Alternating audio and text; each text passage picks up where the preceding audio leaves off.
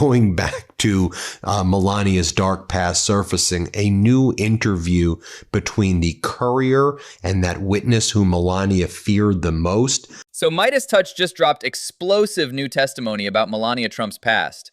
And this witness isn't some random person. She's someone with 20 years of insider access. We're talking about Amanda Ungaro, who lived with the man who allegedly helped orchestrate Melania's immigration status. This could fundamentally rewrite the Trump origin story. She does know the full extent of what I know, for I lived with Paolo for 20 years, referring to Paolo Zampoli, the boyfriend of Amanda Ungaro. Remember the video I made of Amanda Ungaro last week? The witness Melania feared the most? Melania and Ungaro knew each other for a very long time. 20 years of cohabitation means Ungaro witnessed everything. Business dealings, private conversations, compromising situations. That's not hearsay, that's first-hand observation. When someone threatens to go public after decades of silence, they usually have receipts. The specificity of her claims about highly compromising interactions suggests documented evidence. Ungaro says that she met Paolo Zampoli when she was only 15 years old, is what she says. She went on to become Paolo Zampoli's girlfriend. Later on, they had a child together. She's, by the way, from Brazil. She's an immigrant from Brazil. Obviously, Melania from Slovenia. Here's the bitter irony. Two immigrant women, one from Brazil, one from Slovenia.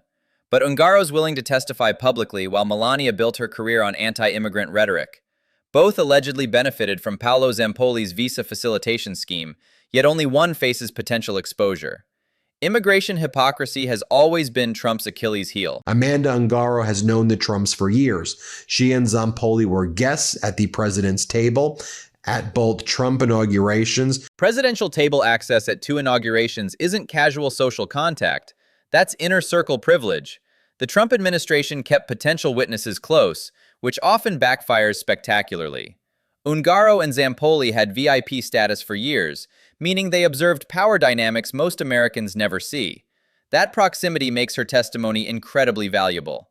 In our exchange with Ungaro, she contradicts some reported elements of the Melania-Donald story, including how they met, and says that Melania knows that I witnessed highly compromising interactions over the course of 20 years. The official Trump-Melania meeting story has always been suspiciously sanitized.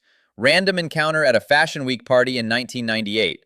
But if Ungaro contradicts this narrative with specific details, it suggests their relationship was transactional from day one. 20 years of witnessing compromising interactions implies systematic deception about their romance.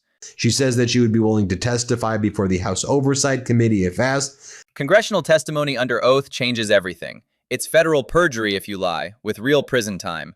The fact she's volunteering for House Oversight Committee questioning shows serious confidence in her claims.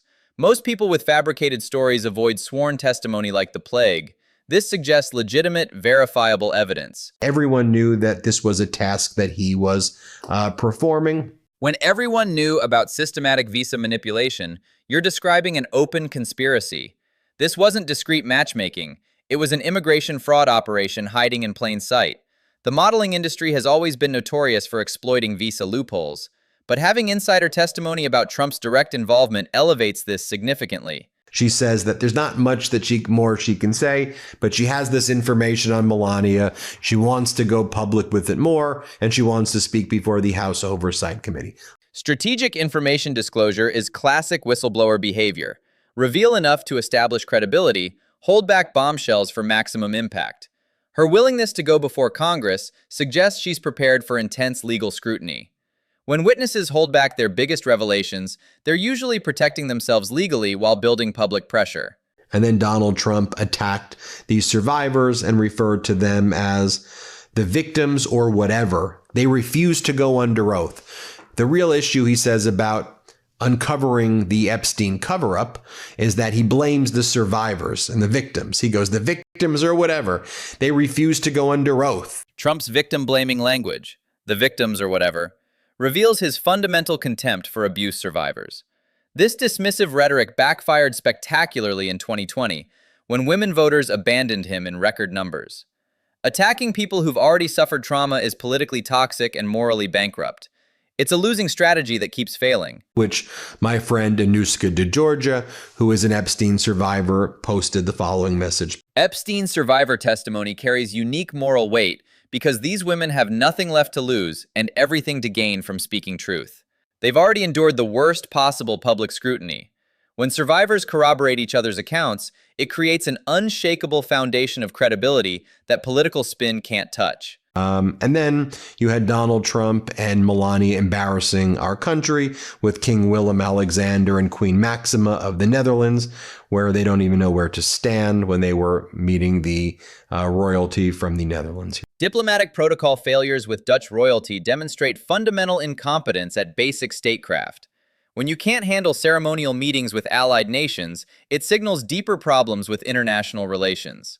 These moments seem trivial, but allies notice everything, especially disrespect for their highest officials during formal state visits. Well, there you have it, folks. Let me know what you think. Hit subscribe. Let's get to 7 million subscribers, and thanks, everybody, for watching. This Ungaro testimony is just the beginning. With Trump facing multiple investigations and Melania's past under scrutiny, more witnesses will likely emerge. The pattern is clear. Decades of alleged immigration fraud, victim intimidation, and systematic deception are finally catching up. Truth has a way of surfacing eventually.